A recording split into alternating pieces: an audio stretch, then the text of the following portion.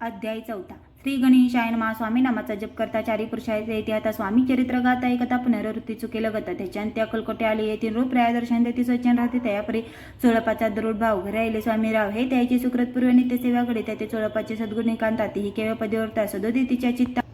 आनंद स्वामी सेवेचा स्वामी केवळ ईशमूर्ती देशोदेशी झाली की ती बहुत लोक दर्शने ती कामनाची ती धोरणे कोणी संपत्ती कारणे कोणी मागती संताने भावे म्हणून या लग्ने ती दूरदेशाहून शरीर भोगे कष्टले संसार तापे तप्त झाले मायामय पसराते फैसले असे केले की ते एका भक्तांतरी जय जयचे ते इतरच प्रवृत्ती दृढ जर्नी जयची भक्ती त्यांचे होते कल्पतरू जय कानून देखील निंद कुटील ते या शास्त्रे केवळ नास्तिकन प्रति तात्काळ योग्य शासन करते ती कोणी संन्यासी दोन संन्यासी आल्या कलकोटे शासून म्हणते जनांचे डोंग्याचे नादी लागला हा स्वामी नव डोंगी जुना बगबुगी साधू लक्षण याचे कोणते वसतचे ऐसी त्याने निंदले समर्थांनी अंतर जाणले जेव्हा ते भेटे झाले तेव्हा केले नवले की एका भक्ताच्या घरी पाचली समर्थांनी ते दोघे विचारी होते बरोबर संन्यासी ते त्या तिने मूर्ती बसले भक्ती पाठावर श्री स्वामी आपले चित्ते चमत्कार म्हणती करत दर्शनाचे जन संत पातले ते समाजातल्या बहुतेक गर्दी झाले दर्शन घेऊन जनांचे मंगलम गरजे तेव्हाचे हेतू पूर्व म्हणून यावी नव्हती कोणी द्रव्य पुढे ठेवती कोणी फळे समर्पित नाना वस्तू अर्पण करते नाही मी तिथे कोणी नवसते करते कोणी अनुनय देते कोणी काही संकल्प करते चरण पुसते आनंदे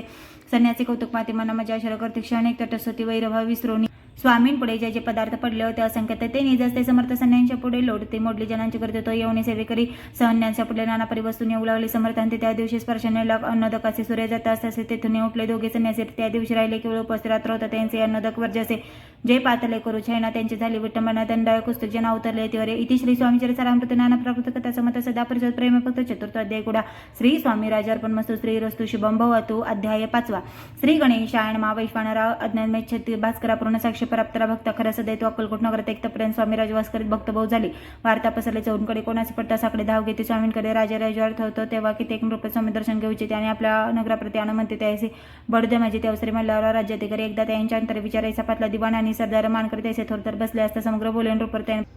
कोणी जाऊन अक्कलकोटाचे येते आणि स्वामीचे तरी आम्ही त्याचे इनाम देऊ भोवत कार्य जाणून कठीण कोणी न बोलती वचन एका कोणाही कला कोण गोष्ट मान्य करवे ना तेव्हा तात्यासाहेब सरदार होता योग्य आणि चौतर तो बोलता झाला उत्तर रूपा लागी परेसा आपली जरी इच्छा ऐसी स्वामी त्याना वट परिस्थिती तरी मी आणि त्याचे निश्चय मानसे असू द्या ऐसे ऐकून उत्तर संतोषला तोंड रूपर ऐसीचा बाईस मग आनंदित झाली नृपती सहसकजने त्यापरी तात्यासाहेब सन्माने गौरवनी मधुर वचने यशस्वी म्हणते त्या तात्यासाहेब निघाले सत्तर अक्कलकोटे आले नगर पाहुणे संतोषले जय केवळ वैकुंठ स्वामींचे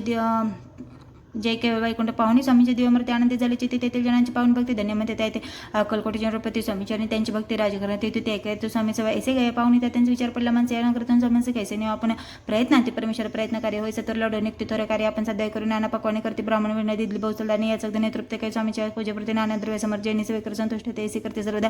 ऐशाने केले ऐशाने काही न झाले केले तितके वर्तवले ताते म्हणे खिन्न झाले विचार पडला त्यांचे मग लढवले की ते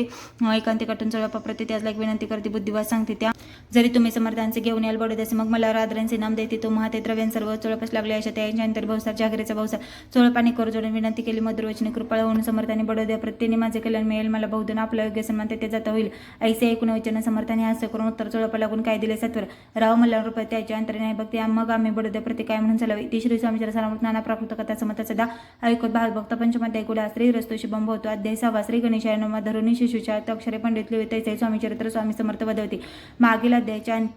स्वामी मागील अध्यायांच्या अंती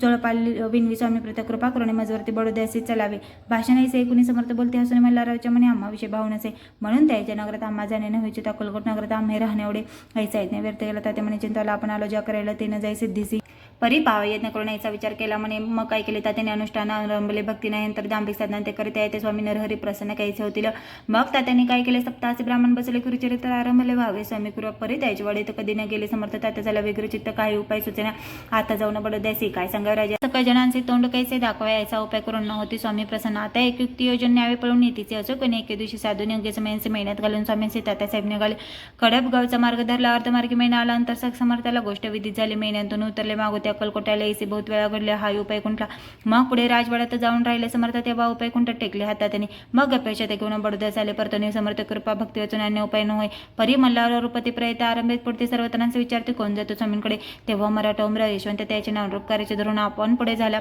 तो येऊन अक्कलकोटे घेतली समर्थांची भेटी वस्त्रे अलंकार सुवर्ण ताटी स्वामीं ठेवीत तो येऊन स्वामी ती पाहुणी समर्थाला तेव्हा अनिवार्य क्रोध आला यशवंत पाहून डोळा काय तेव्हा बोलले